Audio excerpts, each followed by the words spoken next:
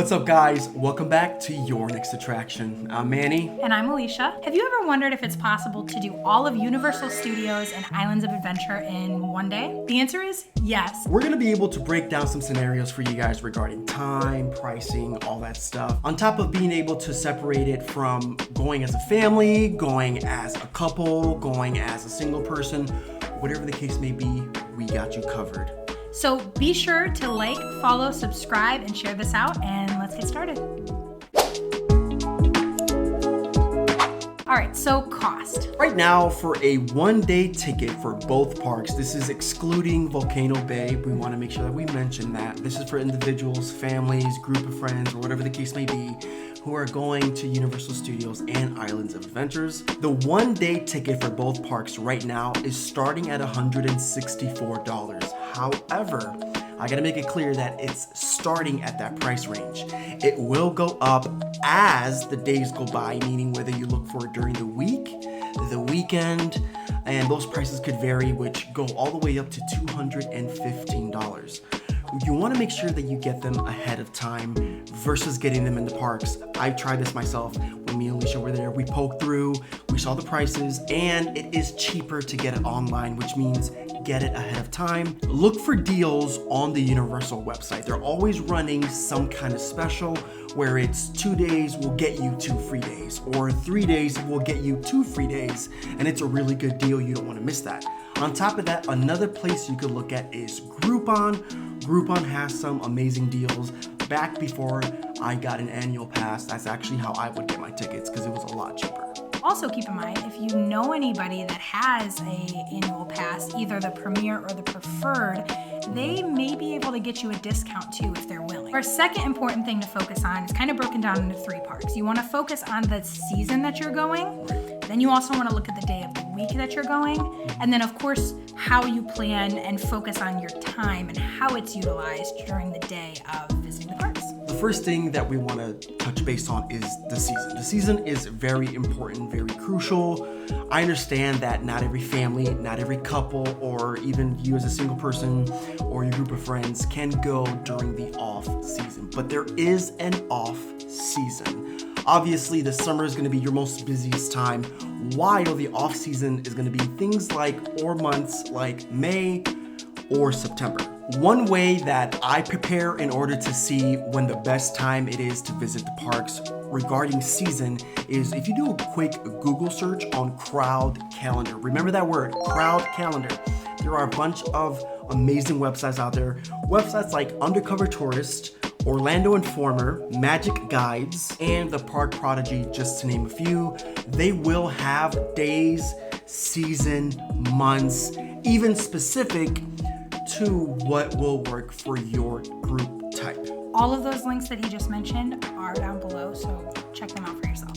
I also mentioned day of the week. That's really, really crucial. It kind of ties into what Manny was saying earlier about the ticket prices. So the ticket prices are going to be higher on the weekends, and the crowds are also going to be bigger. You go on the weekends, you're kind of going to be spending more money to stand in longer lines. The tip here is definitely try to make sure, if possible, to go during the week. Just kind of give you a little bit of an example. Manny and I just got back from a trip at the end of January. Got there on a Thursday. We got there early in the day, so we had the whole day in the park.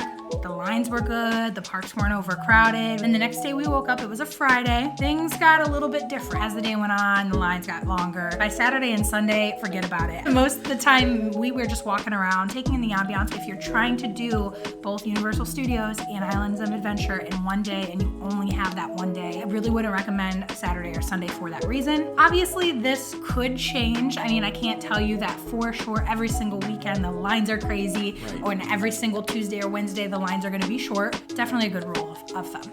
The next thing that I will be discussing is time. Time is so valuable, and if you're doing both parks, both studios and islands in one day, then you're going to want to make sure to head on and do EPA. But what's EPA? Early Park Admission. Now, there are 2 ways of doing this. You can stay on property at one of the 8 resorts like we try to do every time we go, or unless you're an annual pass holder. Unfortunately, early park admission does not come with your ticket for the day. So again, this is something that you're gonna have to do whether you're an annual pass holder or you stay on property. You could still make the most out of your day. without early park admission, and here's how. If you're trying to do both parks in one day, you're gonna wanna make sure that you get to the park as early as possible. I would say at least try to be there an hour before the first park of the day opens, because both parks will open at different times. So you're gonna wanna be at the gate of the one that opens the earliest ahead of time so that you don't have to wait in the long line to get into the park to have them scan your ticket. In that 1 hour time that you're getting there, you're gonna be able to not only get to where you need to be so that you can kind of be at the front of the line, you're gonna be able to navigate City Walk. You always wanna keep that in mind, and you're gonna have to go through security. So again, having all of that done before the park's even open so that you can be where you need to be. We've been talking a lot about early park admission, getting to the park an hour early, but there's actually also a way to expand your time at the end of the day. So it's important to note that since one of the parks opens earlier than the other, one of the parks is also going to close earlier than the other. That's right. So make sure that you're on the Universal app when you go. Make sure you know which park opens first, which park closes last, because what you're going to want to do, stay in the other park that closes earlier. Split up your day to where you're in that park at the end of the time that they're open. That way, when that park closes, you can hop back over to the other park and have 1 full hour. Now, you might think it's just 1 hour. By the time I get from one park across City Walk to the other park, I'm not gonna have that much time. Is it even worth it? It is. Not only because you get to squeeze in that little bit of extra time because you're trying to cover the parks in one day, you can also get in the longest line that you've maybe a ride line you've watched throughout the day and you're like, man, we just don't have the time for that. Save that one for the end of the day if possible. Get in line for Velocicoaster or Hagrid's. Get in the line right before park closing time and they're gonna let you ride. You'll also get to have a little bit extra time in the park. Anybody that's behind you, it will keep the park open until the last people get off those rides. It just adds an extra layer of magic to your trip.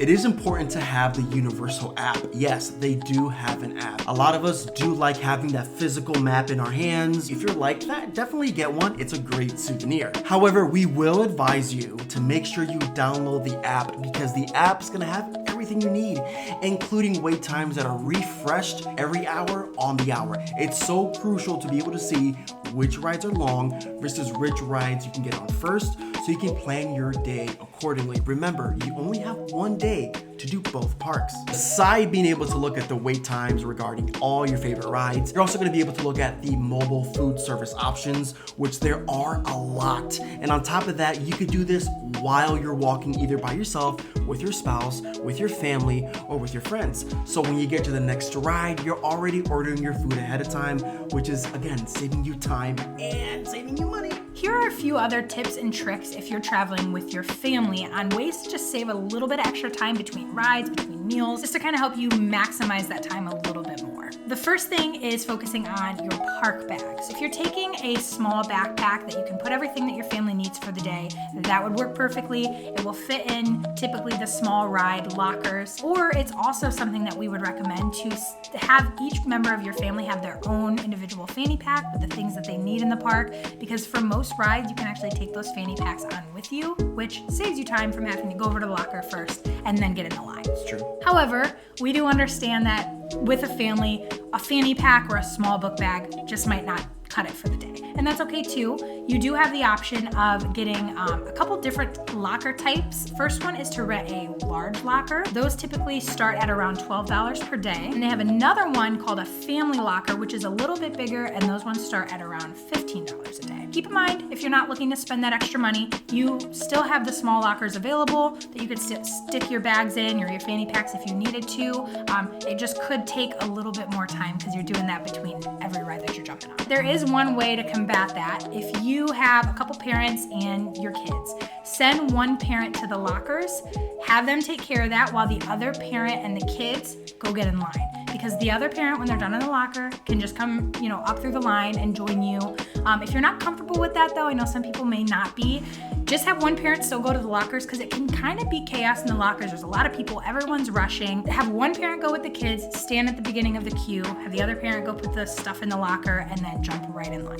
It's also really important to just make sure that before you go to the park, you have your day planned out a little bit, especially with a family, because there's going to be things that you want to do, your spouse wants to do, your kids want to do, and you're going to want to make sure that you hit what everybody wants. So make sure you have a little bit of a game plan going into the park that day. Pick everyone's top 2 to 3 attractions and rides that they really want to hit. You might also consider with 2 parents, if one kid wants to go ride this and the other kid wants to go ride a different ride, split up for a little while. That can definitely save time and make sure that your kids are happy, you're happy, and you're able to cover a little bit more when you're trying to do both parks in one day.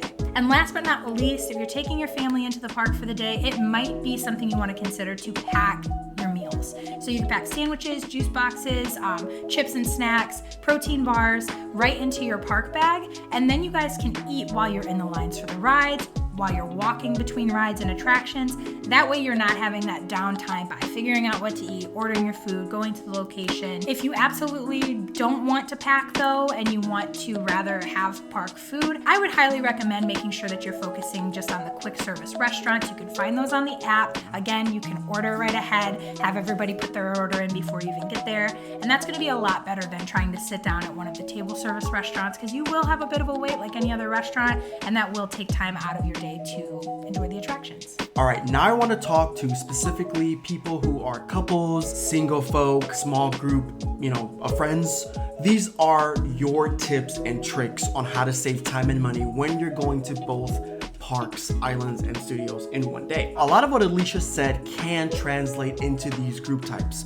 For instance, with only a couple people, you're gonna wanna make sure to discuss which rides and things that you would like to do first before heading into the parks.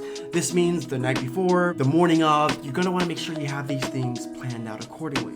It's important to make sure that if you are carrying things with you in the parks, you're gonna wanna make sure that you're wearing some type of bag, and sometimes you're gonna not wanna take a big book bag, we understand that. But if you can, a fanny pack is so crucial because 99% of the rides, you will be able to put that on and keep it on, so you're not going to and from the lockers, which again, is gonna save you time. If it's small groups that we're talking about here, 3 or more people, split up. It's okay to split up. I know it's a little scary. Make sure you have your phone on you so that one group can take care of the rides they want to do while the other group goes and do what they want to do. Then you guys figure out a meeting place. Maybe figure out a meeting place on where to eat. Someplace like a quick food service location like Alicia had mentioned. Another thing to consider, something I didn't mention, is if you have the resources, meaning the money, you could look into investing in a express pass. This is something that could benefit you if you're by yourself, if you're a couple, or if you're in that small group of friends. Sometimes, depending on the time of year and